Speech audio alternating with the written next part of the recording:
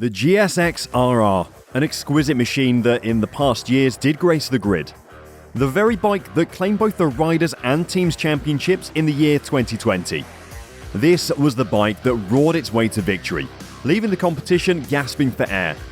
But alas, its triumphs are a thing of the past, for this bike now lies lifeless.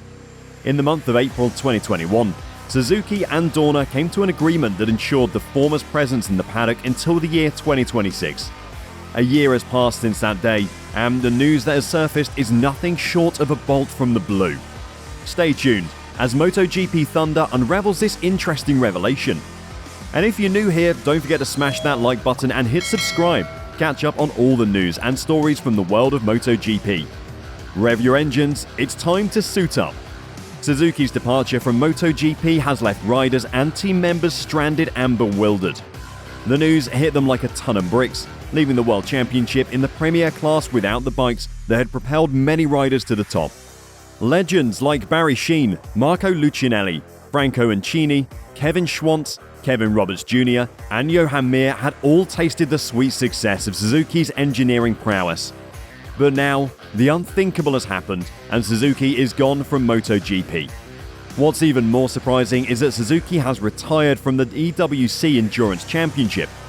This is a colossal loss to the sport, considering that Suzuki was by far the most successful team ever in endurance racing. The team won a staggering 17 endurance world titles, and this is just for the factory team, not even counting the privateers that won a few times too. However, this move is part of a larger shift by Suzuki out of racing. The Japanese manufacturer stopped supporting the factory Suzuki World Superbike team at the end of 2015 and quit factory support for MXGP at the end of 2017. They are in BSB and AMA, but they're privateers supported by dealers and distributors rather than factory efforts. With such a superb showcase of the brand's engineering, why is Suzuki shutting down? After a couple of weeks of silence since the announcement, Suzuki reveals a shift in focus towards sustainable transportation. It breaks our hearts to know that Suzuki doesn't believe in the benefits of racing for their business plan. Factories go racing for a lot of reasons, marketing being arguably the biggest reason to go racing. But racing also provides a platform to do R&D and learn lessons that can be transferred into production, as well as help engineers do think quickly and clearly about motorcycle dynamics. But none of these reasons are big enough to convince Suzuki to stay. This story looks a lot more like financial stability, disguised as environmental sustainability. And there's more bad news.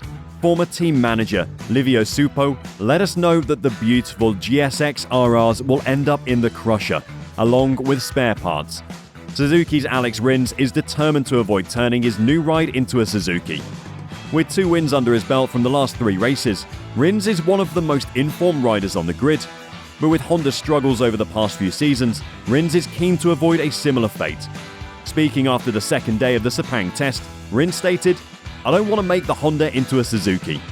He went on to explain that he had been a bit slow in the fast corners on the first day, but had made significant progress on the second. However, Rins knows that there is still much work to be done. "We have a lot of movement on the brakes at the rear of the bike," said Rins.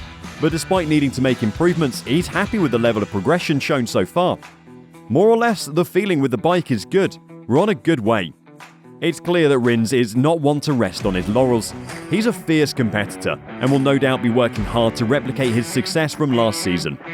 But with Ducati's Maverick Vinales posing a major threat and caution from the team, Rins will need to be at the top of his game.